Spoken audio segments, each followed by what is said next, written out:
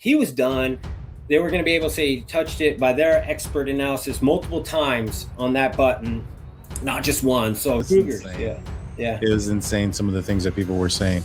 But the fact that it was aged pretty much debunks any possibility of it ever being planted, because it's difficult to plant DNA on its own, but to then plant DNA that was left behind on two different dates or two different occasions, that's impossible. He was done. They were going to be able to say he touched it by their expert analysis multiple times on that button. Oh yeah, I got to fix the boxing too. Somebody wrote me a long email. I did misspoke on a boxing thing. It was an amateur boxer. I meant to say three 3-minute rounds, and I said 1 3-minute round. Mm-hmm. So he had 162 punches in an amateur fight of 3-minute rounds. Oh yeah, I did. Oh, I can't wait to tell this one. So, some people, even family members of mine, thought that they could go into Xana room and get a sample that had Kaylee, Maddie, Ethan, Xana, and perfectly the guy who did it. Mm-hmm. It's impossible to have 5. Impossible. You know how hard it is to get 4? How hard is that? You have about 1% chance to get 4 individuals identified 100%. Because just remember, like, you had Kaylee, Maddie, and unknown. That's what starts happening. The higher you start getting samples, the more people that are in that sample, it statistically gets more and more difficult for them to identify everyone, because we all share nuclei. We all share certain things. So when they start blending together, the statistical probability of them being able to figure out who all is in there, first and foremost, if you got 5, you're like talking about 20%. How do you know, or you're like, this one's 10, this one's 5, this one's 35. It doesn't work that way. So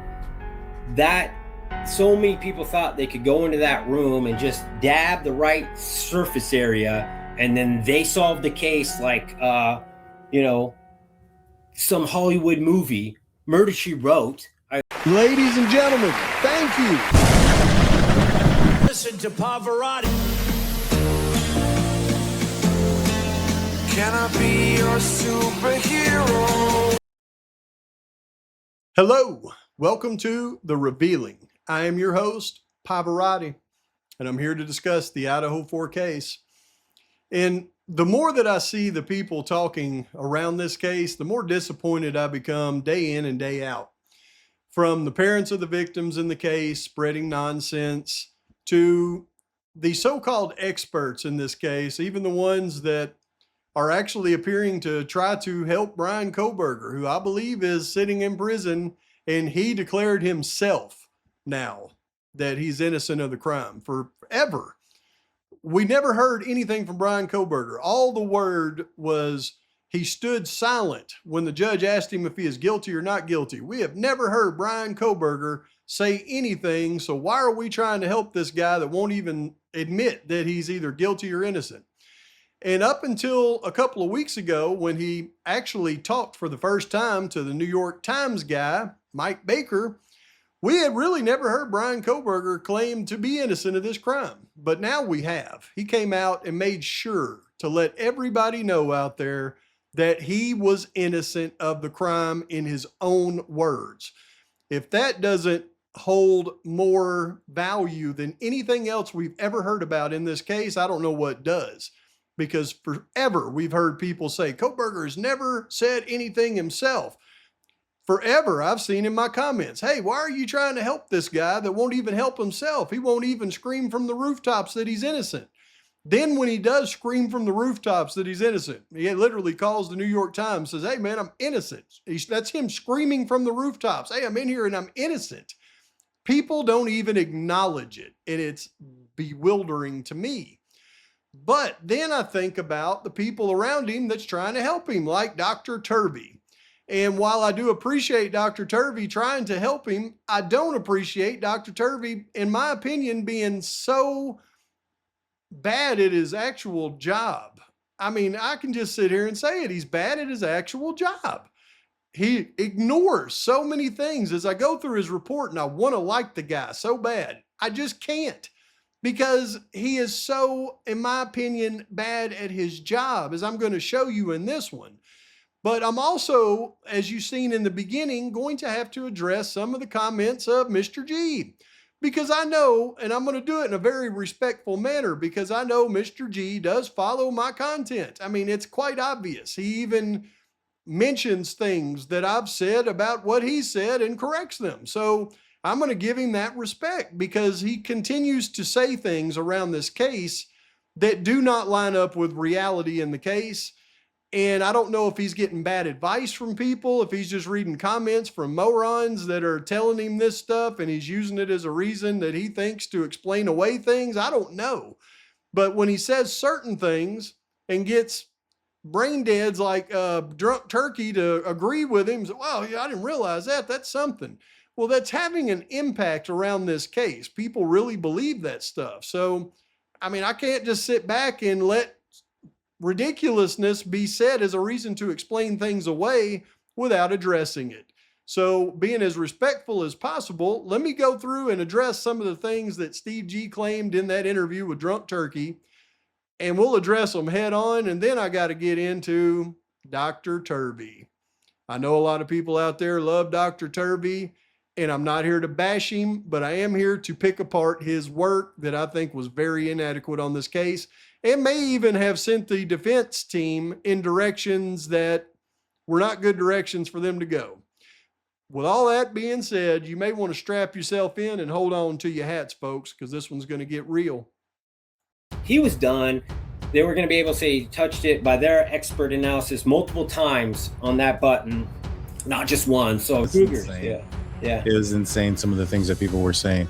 But the fact that it was aged pretty much debunks any possibility of it ever being planted, because it's difficult to plant DNA on its own, but to then plant DNA that was left behind on two different dates or two different occasions, that's impossible. He was done.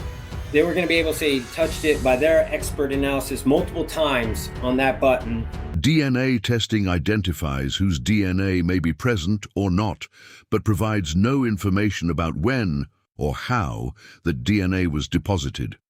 This is the standard, widely accepted position in the forensic DNA community. It appears consistently in laboratory reporting caveats, professional guidelines, and scientific reviews. Forensic reports from the Idaho State Police Lab are very detailed in what was done as it relates to the K-bar knife sheath and the analysis and testing that was done on that knife sheath. Specifically, when it comes to 1.1, the DNA found on the strap that held the button of the knife sheath, it tells us in the notes that they used one swab to swab the front strap, item 1.1, and the light gray transfer to the swab, and that swab was consumptive. So not only did they use one swab to swab it, it was a consumptive swab, meaning there was nothing left for them to swab after the first swab. Further information shows where they swabbed the item, 1.1, shown in purple here. They did not swab the area of the snap, the top of the button, because that was later used to try to obtain a fingerprint. What was swabbed was the outer portion of the strap and the inner portion of the strap. Some genetic material in item 1.1 was found at the base of the strap right here where it was swabbed one time, along with the inner portion of the actual strap right here where it was swabbed during the same swab. One swab to all of the portions of this leather strap that held the snap was what consisted of item 1.1 in testing. One consumptive swab. They were going to be able to say he touched it by their expert analysis multiple times on that button. Based on the scientific literature from forensic genetics researchers, A forensic scientist cannot reliably determine from a single swab of collected touch DNA, whether from skin cells or related material, whether the deposit resulted from one contact or multiple contacts. DNA testing identifies whose DNA may be present or not, but provides no information about when or how the DNA was deposited. So we know that it was a really big deal in the motion in limine fighting for Riley Nolan to want to testify to whether or not the DNA on the knife sheath was from somebody actually physically touching the knife sheath or could have been from secondary transfer. This was litigated very hard. And although there was never a definitive ruling by the judge, it appears the judge was going to allow Riley Nolan, against the scientific community, to be able to opine if the amount of DNA on the knife sheath could have come from direct touch versus indirect transfer. However, there was never any suggestion by any of the experts, whether on the defense or the prosecution, to anybody trying to testify to whether or not the DNA came from multiple touches. And in fact, if they had even tried to bring that up, they would have been annihilated, because it is an accepted fact in the community that all DNA can actually tell you when a swab is done is it's possible that person's DNA was there. Nothing about when or how long or multiple touches. That goes against everything in the scientific community. So anybody that has brought that to the attention of Steve G is a blatant idiot, and I wish he wouldn't listen to him. And if he came up with that himself, man, you need to look harder and do a little bit more research there, Steve. That one is ridiculous. There was one swab done on the strap of the sheath. Nothing could tell any scientist whether or not it was multiple touches, multiple ages of the DNA. That goes against everything in the scientific community, and that is just a farcical lie. So throw that one away. Correct yourself like you did on other parts, huh? You corrected yourself on the boxing thing because I pointed it out. I doubt you got an email. I bet you watched my video there, Mr. G. But regardless of that, to continue to say that there's some magical author out there with a video of Brian Kohberger boxing for three-minute rounds and throwing 162 punches, yet they've never disclosed it to anybody in the public. Well, these authors have written book after book after book, and they've never mentioned it once in their book.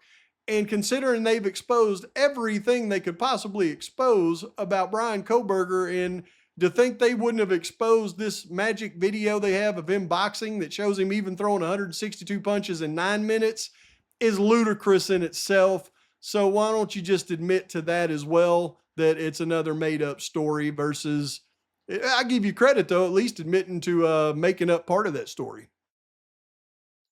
Oh yeah, I gotta fix the boxing too. Somebody wrote me a long email. I did misspoke on a boxing thing. He was an amateur boxer. I meant to say three-minute rounds, and I said 1 3-minute round.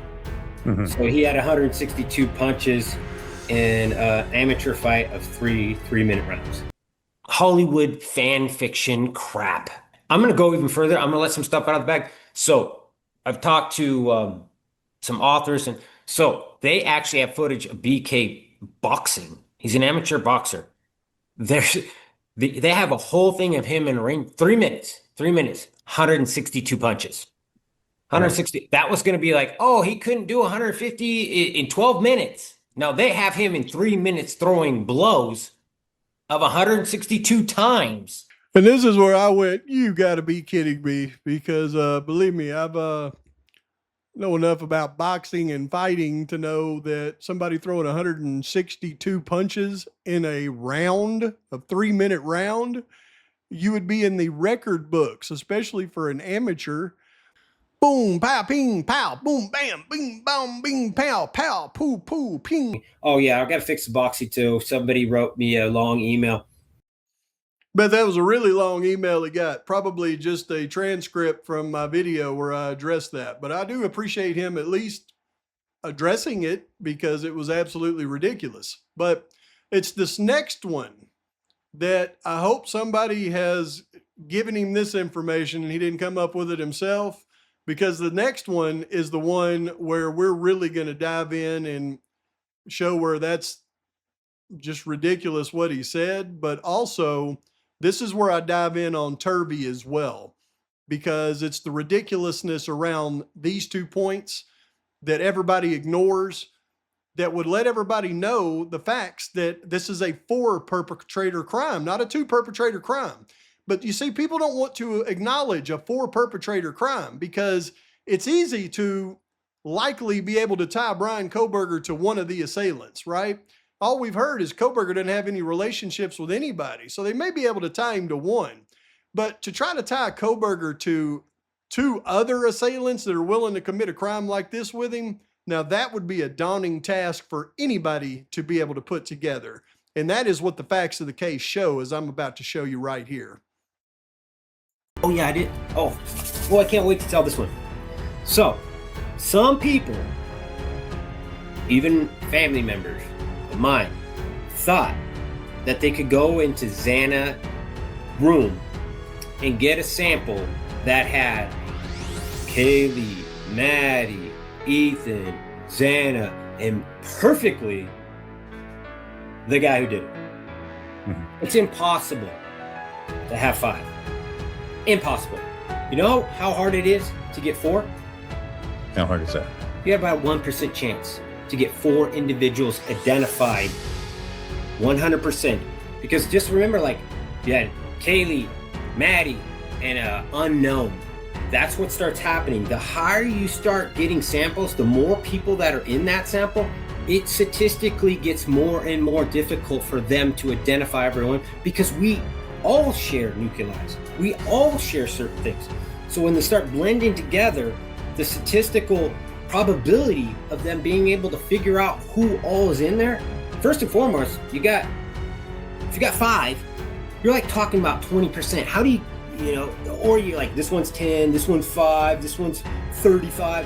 It doesn't work that way. So many people thought they could go into that room and just dab the right surface area, and then they solved the case like, some Hollywood movie, Murder, She Wrote. Oh yeah, I did. Oh, I can't wait to tell this one. First of all, since we're debunking the myths of Mr. G there in that interview first, let me go ahead and just debunk that last statement. He said, some people said that, you could go into Xana's room and just test some blood and solve the whole case because it would have everybody's blood in the sample. And then he goes on to a long explanation about how you cannot have more than 2 people in a sample because then the other people are going to be so low you can't identify them, which makes sense because there really isn't many of these samples that do show more than 2 contributors. But to totally debunk what he's saying with the results of the DNA found in Xana's room, there was only certain samples that they took in Xana's room, and those were the samples that should have been a mixture of everybody's blood because they were away from the actual crime scene blood. For example, the blood found on the floor right here that they have labeled as lab item 3, when they tested this blood, they expected, I'm sure, to find multiple mixtures, but based on Steve G, you can't have 4 and 5, so that was nonsense, except for the fact that when they did test this blood, it didn't even have 2, Steve. So what you just said went right out the window, buddy. The swab matched the descendant Xanacronodal single source. So to try to say they couldn't determine who else was in this based on you can't have 4 or 5, that argument would hold water if it didn't come back to a single source of Xanacronodal's blood.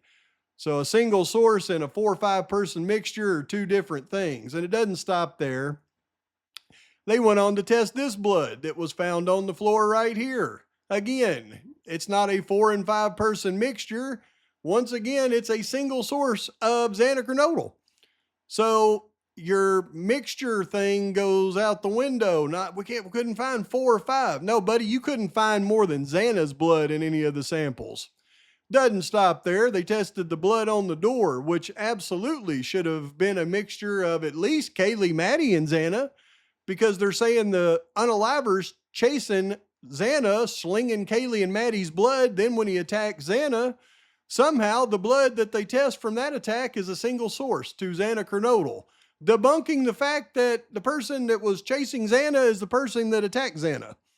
And it doesn't stop there. They tested the swabs on the trash can, single source Xana Kernodle, and they tested the blood on the side of this table right here, single source Xana Kernodle. Steve, your concept of they couldn't test and get everybody's samples in one sample because they couldn't figure out more than 2 or 3 or 4, all goes out the window when every single sample that was tested inside Xana's room for DNA came back to a single source of Xana Kernodle. So you can take that one to bed as well, buddy.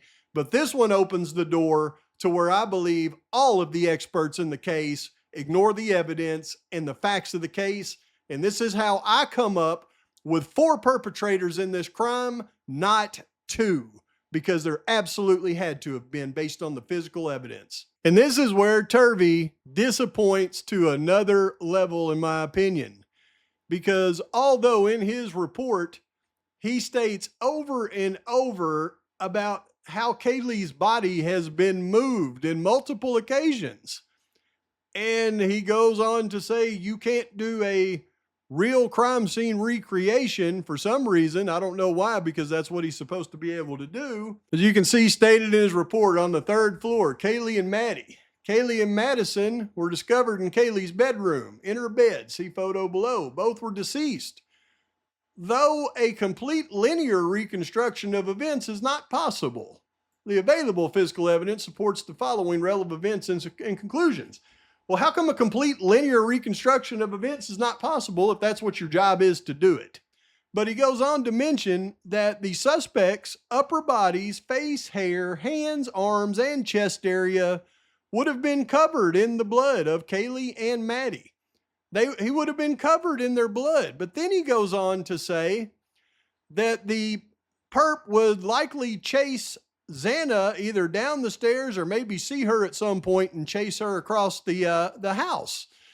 Yet when we look at the blood that's transferred on the stairs, the only blood that comes back on the stairs that they tested was a single source to Maddie Mogan, which tells me the perpetrator had attacked Maddie and was chasing somebody down the stairs, and it was actually the person that the witness in the house said that they were chasing, which was Kaylee, or else Kaylee's blood would have been mixed with Maddie's here. It doesn't stop there. He goes on to say that all the physical and blood evidence suggests these were the first victims, meaning Kaylee and Maddie. They were specifically sought out on the 3rd floor, and that the suspects then moved downstairs to the 2nd floor, where at least one of the suspects was observed by Xana Kernodle.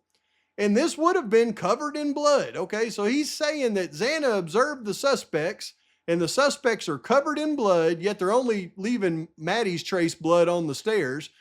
But this is his entire opinion that falls absolutely apart right here. Because when you look at the blood evidence, if that was the case, if Turvey was correct, and one of the suspects had seen Xana approximately right here, we've already talked about how Xana would have had to have a plate of food in her hand. She was over 2.0 intoxicated. She would have had to maneuver the pong table, got all the way to her bedroom before actually sustaining an attack, because none of the blood in the living room came back to Xana Kernodle. It was all either just Kaylee right here, likely right here on the chip bag as well, which indicates to me as they chased Kaylee down, somebody hit her with blunt force, causing this blood. Then they continued to attack her over here, slinging the mixture of Kaylee and Maddie's blood everywhere. But when you look at it from this context, just from the Turvey perspective, somehow the perpetrator is chasing Xana and apparently trying to attack Xana because he's slinging Kaylee and Maddie's blood everywhere as he tries to attack Xana. As he just said, the perpetrators would have been covered in blood from Kaylee and Maddie, and they would have been covered in blood to the point where they're slinging Kaylee and Maddie's blood everywhere as they chase Xana. And then when they finally catch Xana and attack Xana, somehow the magic carpet thing comes into play. All of this blood that they're covered in, that they're slinging everywhere, once they cross the threshold of Xana's door, all of a sudden, none of this blood somehow makes it into the attack on Xana or is slung anywhere in the room with Ethan and Xana. When they're attacking Xana with Kaylee and Maddie's blood covered from head to toe, I would assume including the knife, because as they're trying to attack Xana, they're slinging blood off the knife. How is it then that the blood that they're slinging everywhere is not transferred to the door when they actually do meet contact with Xana, because it comes back to a single source? How is it not transferred to the floor where they find Xana's blood? Single source. How is it not transferred to any of this blood on the floor where it's a single source of Xana Kernodle? How is it not on the door? How is it not anywhere in the room to be found?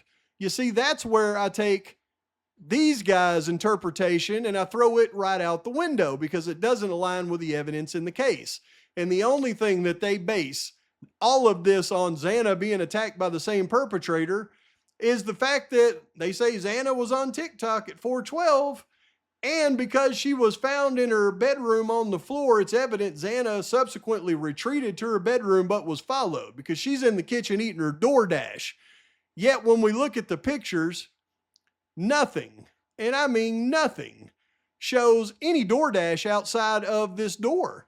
However, the fries from her DoorDash is all over the room, right?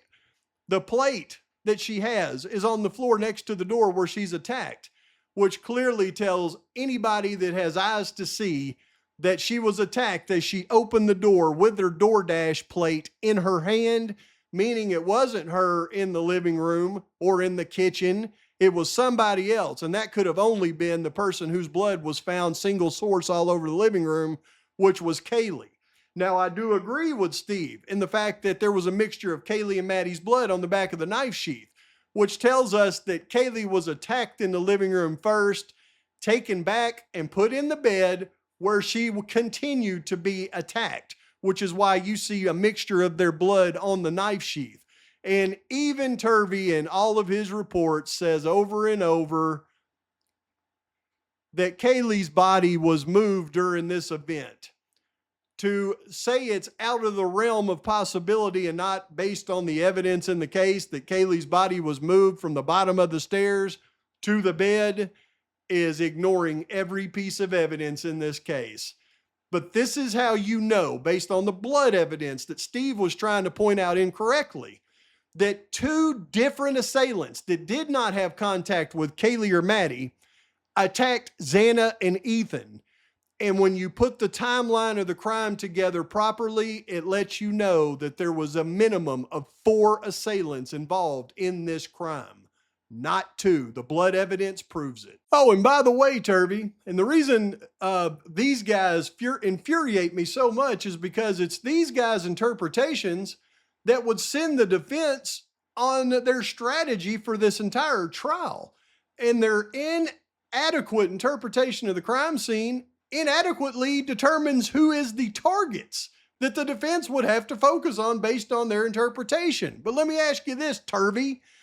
If you're so bright and you say the reason that Xana is in the kitchen is because she's eating her DoorDash and she's on her phone on TikTok at 412 when this starts to happen, then how do you explain the fact that Xana's phone is in the bed next to Ethan underneath a blanket right here? When they remove the blanket, you find her phone still sitting in the bed.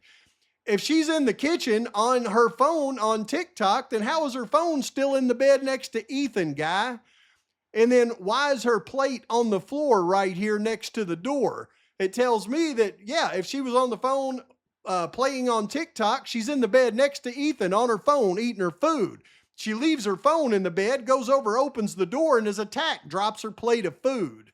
So when you do that and you misinterpret everything in the crime scene, then you start giving your opinion on who the real targets were, and then absolutely annihilate the defense's entire strategy.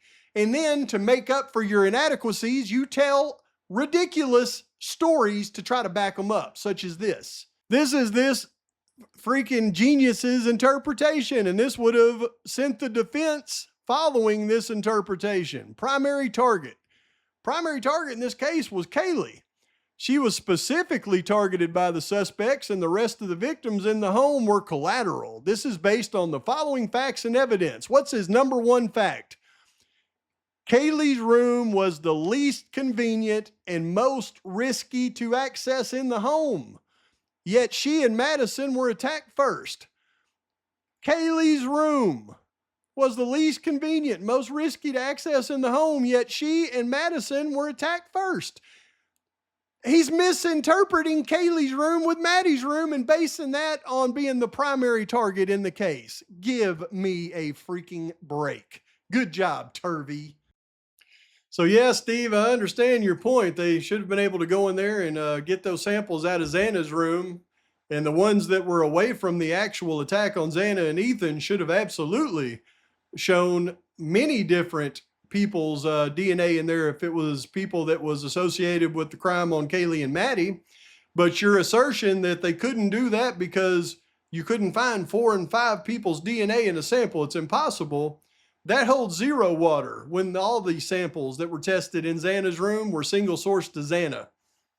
No Kaylee, no Maddie, no anybody else, single source. Please don't try to say that you can't find more than one person's DNA in a sample, because we've seen it all over the house, and 3 and multiple other ones. So single source Xana on every sample that was tested inside a room should tell everybody that the people that went in and unalived Xana and Ethan had zero blood on them from unaliving Kaylee and Maddie. We know 2 perpetrators unalived Kaylee and Maddie because there's 2 different knife wound signatures on Kaylee and Maddie, and Kaylee has evidence of blunt force trauma from an object that wasn't a knife. Every expert in the case agrees on that. Even the investigators in the case agree on that. Even the prosecutor agrees on that. It just so happens to line up with the signature on Kaylee's face with the butt of a gun. And then you go into Xana and Ethan's room. Obviously, 2 people attacked Xana and Ethan. It is said over and over by all the experts in the case. But what nobody addresses is the fact that all the blood tested in the room were single sourced to Xana Kernodle. There's no way somebody's covered from head to toe in the blood of Kaylee and Maddie, trying to attack Xana, slinging Kaylee and Maddie's blood everywhere, and then the second they do reach Xana and attack her, there's no mixture of Kaylee and Maddie's blood in that blood mixture. Why doesn't Turvey address that instead of coming up with his wild accusations that aren't accurate in any way? I will continue to not be a fan of Dr. Turvey until he addresses these things. And I don't want to talk about the Pong table. Pong table's irrelevant at this point. That is never going to be good enough for me or anybody in my community, I assure you. Please like and subscribe to this channel, though. Post your comments, your thoughts, your criticisms. Till next time, Pavarotti's out.